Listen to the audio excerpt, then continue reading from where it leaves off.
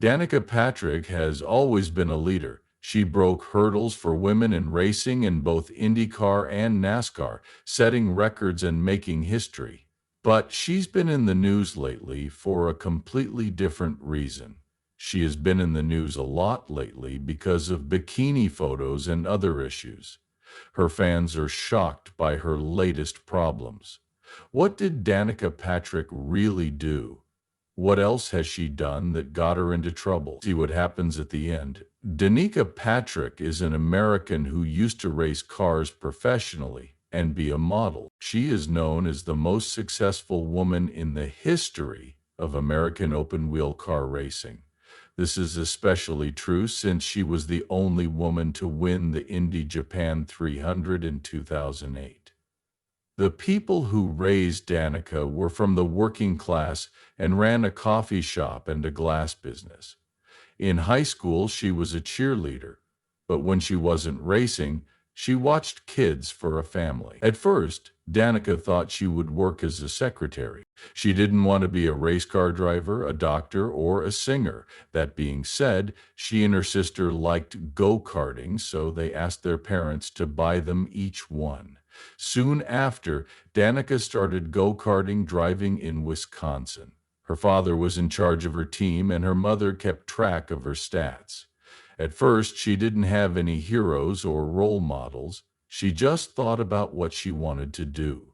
From a very young age, her folks were very supportive of all the different things she liked. She used to go-kart before she started. She liked to race a tractor and a four-wheeler. Danica wanted to be a race car driver and an engineer by the time she was 10. Danica crashed into a concrete wall at 25 miles per hour in her first race because her brakes didn't work. Her escape was safe. She came in second place out of 20 cars in her next race. Over time, she got better at coordinating her eyes and feet, and at Michiana Raceway Park and Sugar River Raceway, she set different age marks. She also tried riding snowmobiles, heard the Beale skeeting in the background, racing motocross bikes and miniature cars. Danica wanted to move to California when she was 13 years old so she could race all year. But her parents said no because they had to work on their companies. Still, she raced all over the Midwest of the United States. To help pay for the trip, her family also sold things with pictures of her on them. She also couldn't do anything that might hurt her public image, which was another rule set by her parents. She won 10 regional driving titles in just a few years because of the. Soon after, Danica quit high school when she was 16 and in her junior year. Her parents gave their permission. She moved to England by herself after getting her GED, which helped her job. Danica was a pioneer in racing when she first moved to England to race in the Junior Formula Series.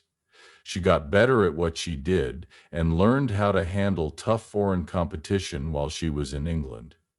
Danica's first race in an Indy car was with Rahal Letterman Racing in 2005. She made a name for herself right away and won Rookie of the Year at both the Indianapolis 500 and the IndyCar Series. She became the first woman to win an IndyCar race when she won the 2008 IndyJapan 300. This made racing history records for her. Even at the Indianapolis 500, she always did well. In 2009, she finished third, which was the best result for a female driver. Danica switched to stock car racing in 2010, getting into NASCAR's National Series and then the Cup Series. She was in the news again when she became the first woman to win pole position for the Daytona 500 and finish in the top 10. During her NASCAR career, she broke several records in positions that were usually held by men. Before retiring in 2018, she had 7 top 10 wins in the Cup Series. Danica's job is defined by how hard she works and how she can motivate others, especially women, to follow their dreams in racing and other areas. Her groundbreaking accomplishments are still talked about today, showing that hard work and desire can lead to success on and off the track. This also got her more public attention, making her a well-known figure in motorsport. But as Danica's success went on to better things, she also had to deal with new problems. Even if Danica was the most successful woman in the history of open-wheel racing in the United States, she had to deal with a lot of problems at work. Over the years, she had trouble with money, especially in 2002 when it ran out and she had to go back to the U.S.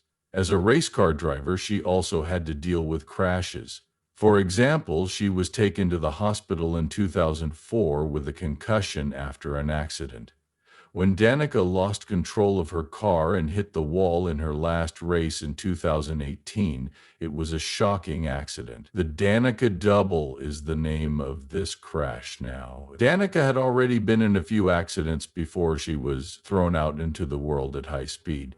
Danica had to deal with learning curves as her work went on. Before she could handle stock cars, for example, she had to learn how to do it because they kept crashing. It was hard for her because of gender stereotypes, though. Because she was a woman, she had to deal with a lot of problems.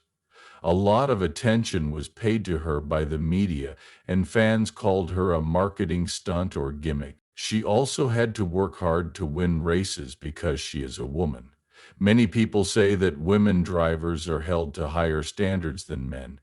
Danica not only had to deal with gender bias, but she also went against the norms, showing that women could do well at the top levels of racing.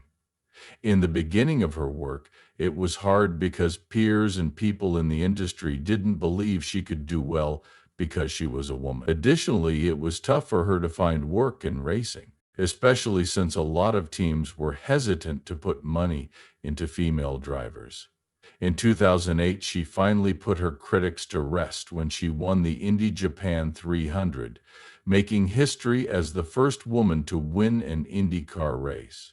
Additionally, it busted myths about the physical and mental strengths of women in high-stakes racing. Many people thought she wouldn't be able to learn stock car racing because she was a woman, and it was hard for her even after she moved to NASCAR in 2010.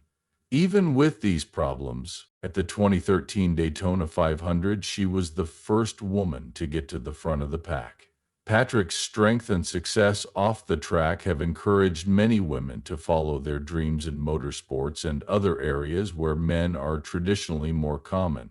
She used her fame to fight against gender stereotypes and show that ability and drive are universal. Danica Patrick not only broke records, but she also paved the way for future generations of female athletes by getting over being turned down, having trouble making the team, and social biases.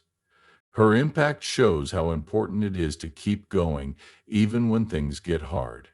Danica was known as a speed demon who always cranked it up on the tracks. But her fans quickly learned that she had no trouble getting the media excited.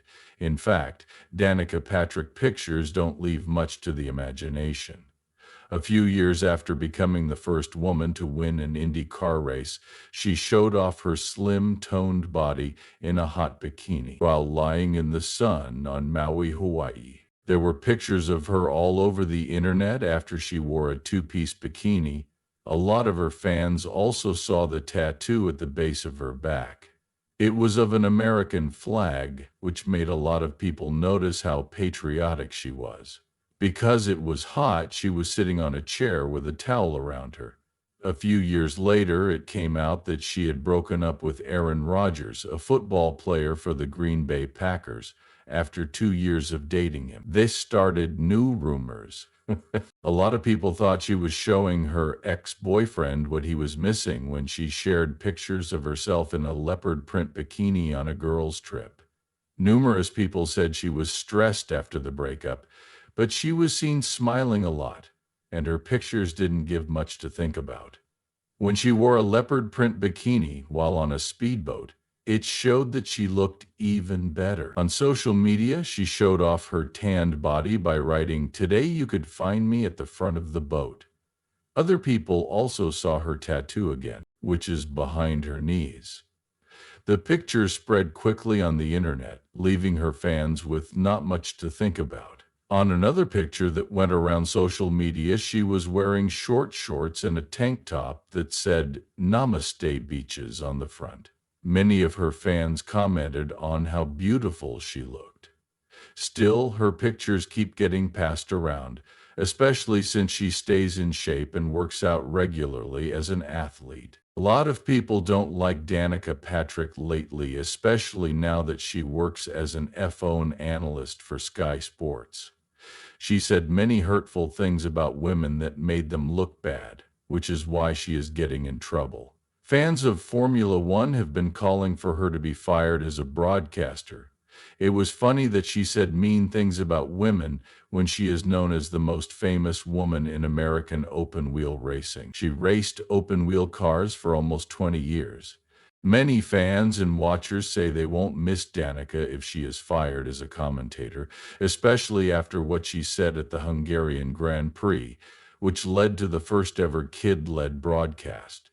When a child reporter asked the former racer if she would like to see a female phone driver race in the future, Danica gave an odd answer that made women look weak and unable.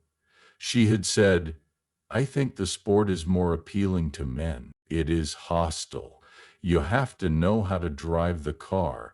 Not only do you need to know how to drive well, but you also need to have an attitude that won't come naturally to women." Most people probably didn't agree with what she said, especially since she was seen as a star in the racing world and many people looked up to her. If she wanted to help other women who want to go into racing, she should have. The media has called her a gimmick because she is a woman in the race. Instead, she stuck to what people thought about her by calling the sport masculine. People became even more angry with her when she spoke out against Formula One's efforts to become carbon neutral by 2030. She is famous for running her own show, and in one episode she had a guest who didn't believe in climate change. Fans didn't like this move, especially since other drivers in Formula One as a whole have been speaking out about the need to fight climate change. Danica Patrick is known for breaking new ground in racing, but some people don't like her work as a commentator on the Netflix documentary series Drive to Survive, or when she calls Formula One races. Fans and critics had different responses to her being added to Season 6 of Drive to Survive. Some fans thought she had nothing to do with Formula One.